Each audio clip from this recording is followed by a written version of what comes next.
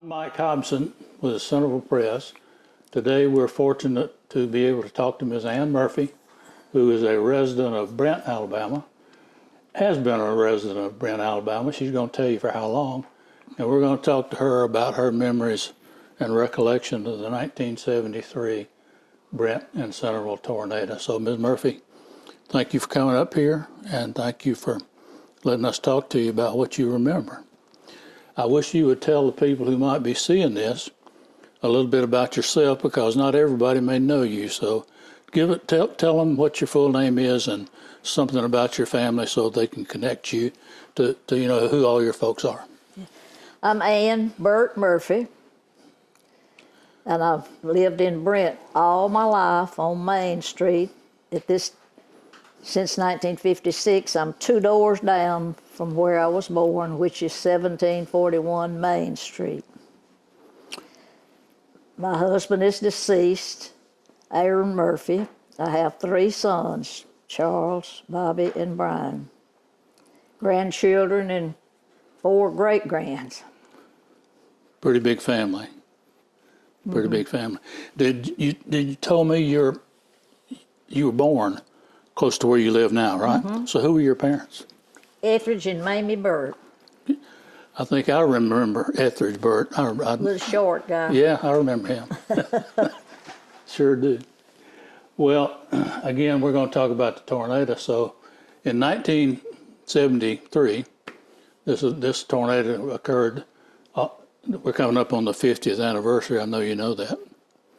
So May the 27th of 1973 is when the tornado passed through Brent. Where were you when that happened? At Brent Baptist Church.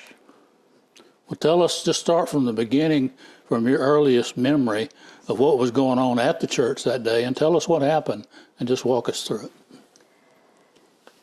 When training union was over, and we noticed outside it was dark, real dark down toward Marion. And I thought for sure Aaron and the 2 boys would come on, let's go home and go to the storm cellar. But he didn't come. I went and got in the car. I thought, we won't stay for preaching because this is just going to be real bad. And he didn't come, so I got out of the car and went back through the church. And I remember asking John Miggs, have you seen Aaron? And he said, no. So I went back and got in the car, and that's where I rode the tornado out. In the car? In the car. And in the parking lot at the church, right? That's right. And it was lifted off the ground several times. I could feel it when it would lift up. And I'd think, well, I'm gone this time.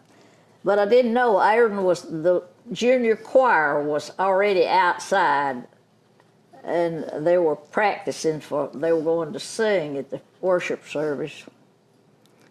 And Aaron was around there helping get the kids back into the basement. That's why I couldn't find him.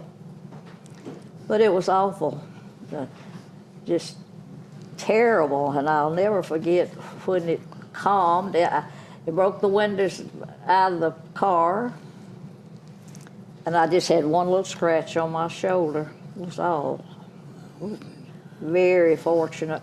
But when it was over and I raised up and saw the church wall down, I just went berserk. I can't remember. It was awful. Did you just lay down on the seat of the car when it got bad? I first got in the front seat of the car where I always rode. Well, we parked right at a utility pole. And it was so bad, got so bad, I had sense enough, I crawled over the seat and got down behind the seats. And that's where I was. So you got behind the seat before the tornado actually got over. But I assume it was bad when I climbed over, but I was scared nearly to death. Well, when you got up and took a look at the church, what else did you see as you looked around?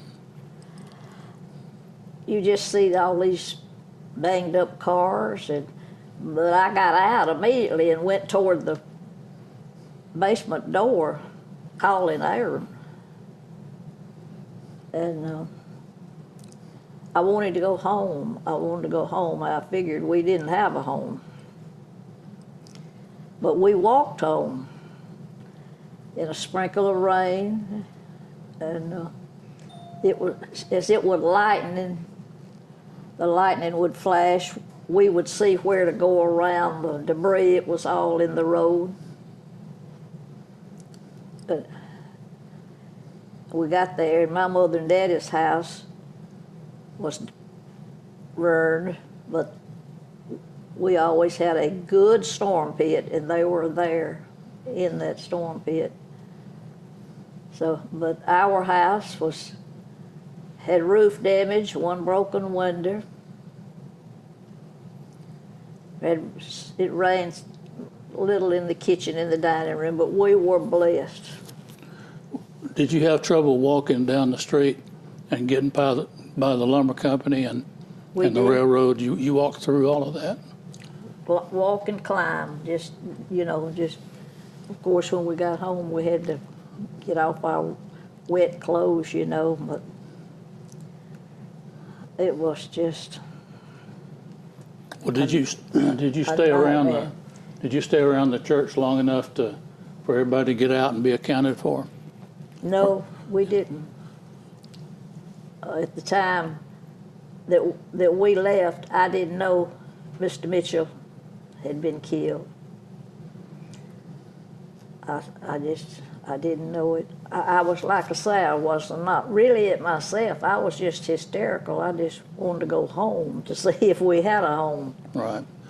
Well, was Mr. Mitchell, was he killed in the church inside, do you know? They lived right above the church, and he didn't see well, and he was slow to move. And that's why he just got almost to the door, coming out, going out toward the basement, but he just didn't make it. Mr. Tom Green, that lived across the pasture from us, his house was demolished and he was killed. So that's two people that were killed that day that you've mentioned, Mr. Mitchell and Tom Green. Is that right? I've never seen so many banged up cars in my life. Well, right on the left, as you leave the church, my grandfather was Victor Hobson. Do you remember him? I do. His house that day might have had some minor damage, but it wasn't significant. I don't know if you might have seen him as you walked by his house going home. I remember his house. That house is still there. We had a nice little town. Well, it certainly did change the character of the town, didn't it? It's never be the same. People didn't build back. We had nice stores. So let's talk a little bit about what Brent was like before the tornado, because you just mentioned something I think that's important to this county and to this area, Brent-Centreville, is what that community was like. If I remember right, growing up, being in Brent, you could get anything you wanted right there in Brent. You could buy a car there. You could buy a tractor there. You could go to the parts store there. You had a service station where you could get your car fixed. You had a couple of cafes there. There was a drugstore there. There was a mercantile. Ward Mercantile was huge. Barbershop, the bank. Yeah, barbershop and the bank, and a hotel. And a hotel. Right. Somebody said, "Oh, you mean Brent had a hotel?" I said, "We had a nice hotel." So, how would you describe Brent back at that period of time before the tornado? What would be your description to a friend who's never been here? We were well satisfied, you know, as growing up there, kids that played together and went to school at the Brent school, and I liked it. But things can change in a matter of minutes. Right. Well, do you recall how long it took to get the town cleaned up and where traffic and people could move around after that? Well, different ones worked all night to clear a path, you know, to get the wounded people out. But it was days or months, you know, before you could see any progress, really. It was just so much to be picked up and hauled away.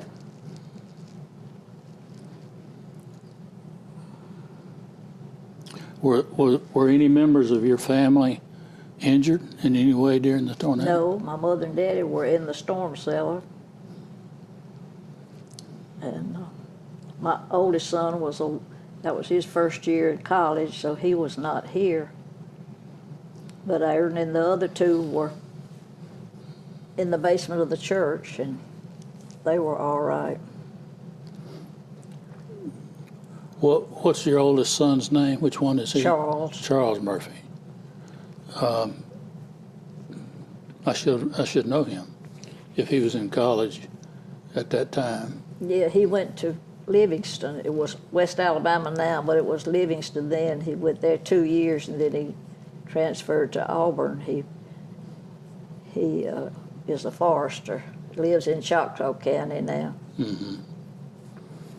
Did the lumber company come back after that tornado and continue to operate after the tornado? Not ever like it was before. I think it did operate some, but they had worlds of damage. And that was Olin Belcher's. Right. And the cafe that was right in front of the lumber company, which I remember being called the Brent Cafe, which was where a lot of people ate lunch every day, especially people that worked at the mill. Was that cafe building in that storm? That had become a filling. Mr. Andrew Boyd had a filling station in one end, and his son, Buddy Boyd, and his wife had a little grocery store in one end of it. But it never was, reopened. I think they had already gotten out of that. Buddy went to work at the post office. And what about the... there was a cafe in Brent next to the West End Grocery, Brent Cafe. Yeah, that's the one I'm thinking about, which would have been probably across the street from Preston James Hardware. Right. Right? You know where Preston James Hardware was years back was the Brent Bank. I did not know that the bank was right there. It was. Before it moved There's up. some pictures in the old Brent there of Wayne James and Mr. Bill Elam, the ones that worked at the bank. Mm-hmm. My earliest memories of Brent Bank would be, of course, when Ed Patridge was I don't know if he was president, right. but he ran just it. Turned upside down. The new, Right. Well, it's certainly, things have not been the same in Brent because so many businesses were lost. Did the car dealership that was there, Daily Fawcett, was it destroyed in the storm? Mm-hmm. And it Fawcett Motor Company, right. Millard sold. His was that his son-in-law? Anyway, Millard Daly, sold cars, but it never came back. So that building was destroyed, right? So we lost a lot in that particular storm that never came back. Well, I don't know of anything. I can't think of anything downtown that was not damaged or destroyed. Did you lose any friends in the tornado? Any friends of yours that died in the tornado that were close to you? Just the people you mentioned that you knew. Not that I know of, or that I can remember. Well, I appreciate that. You gonna let us copy this book? That's just my old Ward scrapbook. Some of these come out of the Centreville Press, All right. some out of the Tuscaloosa paper.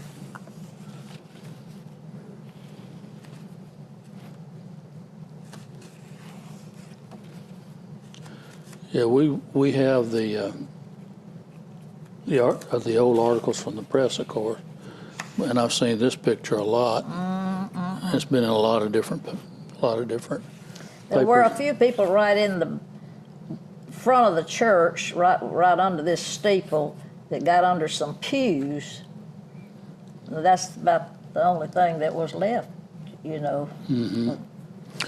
Well, I remember that I've been told that most of the people were already out of the sanctuary and had gotten downstairs into the cellar by the time the worst damage came to the church.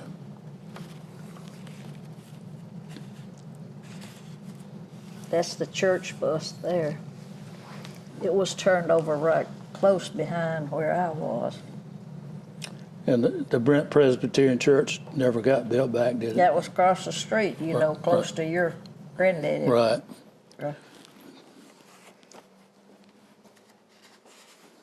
And they built back on the bypass. The Presbyterians didn't ever.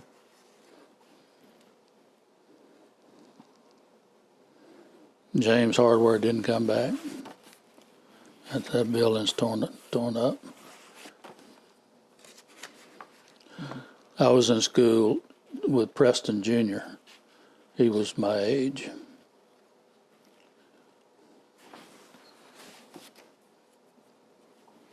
In fact, I think when the tornado came through, he was running that hardware store, wasn't he? Do you remember that? That his daddy had already retired? The Salvation Army, I'll never forget them. They were there the next morning to offer people a cup of coffee and a sandwich. Well, that building right there, right here on this, right about here in this picture, was H&S Auto Parts, right in there. Yeah, that.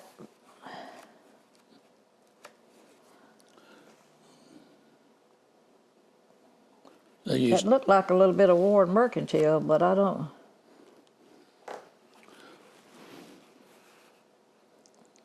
I can't tell. I'd have to sit down and. it's hard to tell when you're looking at part of a picture. Tore up the weather station, you know, out on the Pondville Road.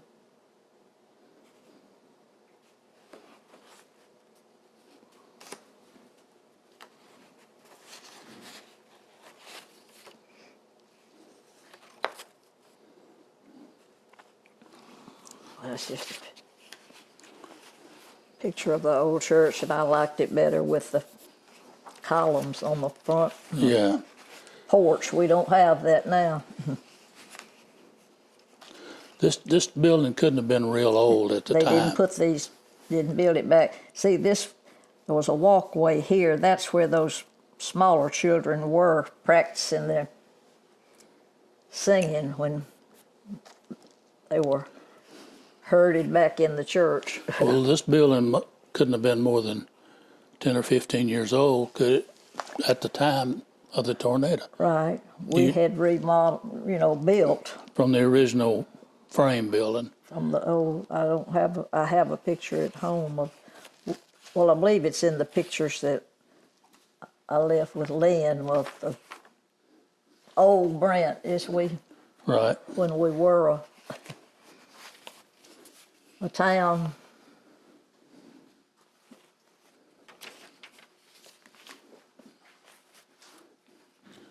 She's got some stuff in here that I bet we don't have, Lynn.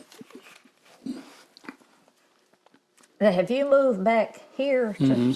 I live right up there on the corner. And Mr.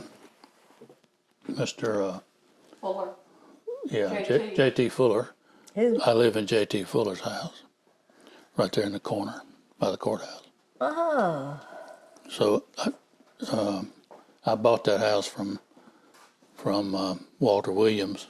He had acquired it after Mr. Fuller died. I know there were 2 or 3 people that had lived in that house, and then Walt got it in sometime around 2000, year 2000, when the guy that used to own the that's television a pretty repairman, place. the TV repairman, Cooter Milstead lived there for a while. And then Walt got it, and then I bought it from Walt. And we love the house. We've been there now for way over 15 years. Let's see, 15 or 16 years. Good gracious, I wasn't aware of that. Well, see, time gets by pretty fast, doesn't it? Well, Lynn, you gonna copy this book? Yes. Well, we appreciate you coming up here, I want him to see those old Brent pictures too, if you don't mind. Got them. We were talking about Brent Mercantile and Ward Mercantile and Bibb Supply.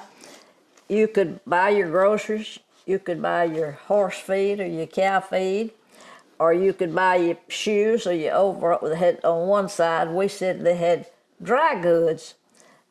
And this younger girl said, "What is dry goods?" We got a kick out of that. What is that? Dry goods. What is dry goods? Do you remember when the Brent Mercantile and Ward Mercantile sold dry goods? Yes, I do. And I went over there when I That was Pat.